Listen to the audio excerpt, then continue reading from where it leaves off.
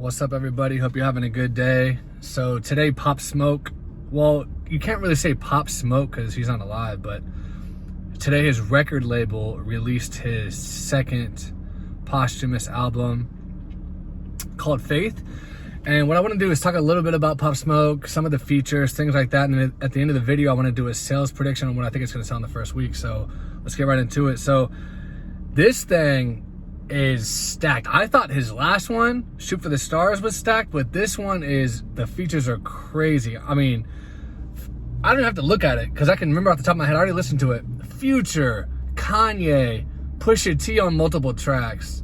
I don't know how to say her name, but Dua Lipa. Somebody's gonna correct me on that one. I don't know how to say her name, but she's pretty hot though. But she's on there. And she's like a huge artist. I mean, I've never really heard of her. I've heard of the name, but I never really listened to it, but she's huge. Rick Ross, The Dream, 21 Savage, by the way, he killed his feature on there. 42 Dugg, the Neptunes, they produced like 3 tracks. Pharrell, craziness, man.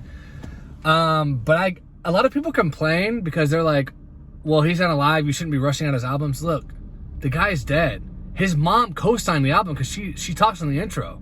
So it's like, the music is just sitting out there. Why not put it out and make some people rich? You know, it doesn't make sense. So if somebody dies, like let's say the owner of Taco Bell, because I'm in front of a Taco Bell, should we just shut down Taco Bell? Like no one can profit off of it anymore because the owner died of Taco Bell? Like, it just, think about the logic. But a lot of people are stupid. A lot of people are not intelligent, critical thinkers, so they just blab something for likes on the internet, on YouTube and some shit. Like, shut the fuck up. Let his family eat. Let his family make money. Like, there's millions of dollars at stake here. Like, should no one just make that money, like, and just flush down everything he recorded before he died down the toilet? It just, people are fucking retards, man. They're fucking retarded.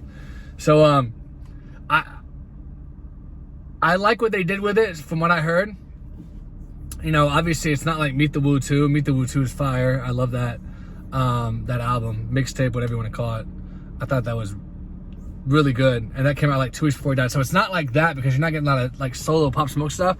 But I like what they did with it because you have to fill out what he's already recorded with newer people because you got to make it work somehow. So they had to do what they had to do. They had to scrape together stuff like Juice WRLD, who I'm a huge fan of. He has so many unreleased songs that he recorded because he was a studio rat, like a gym rat, studio rat. You know, like he was always in the studio recording.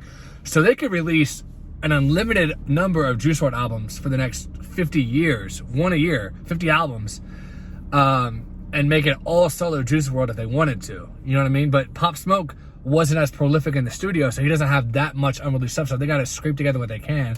So that's why you have all these big features. But shout out to Victor, his label head, for obviously getting hard at work because his last one just came out a year ago. Shoot for the Stars came out about a year ago.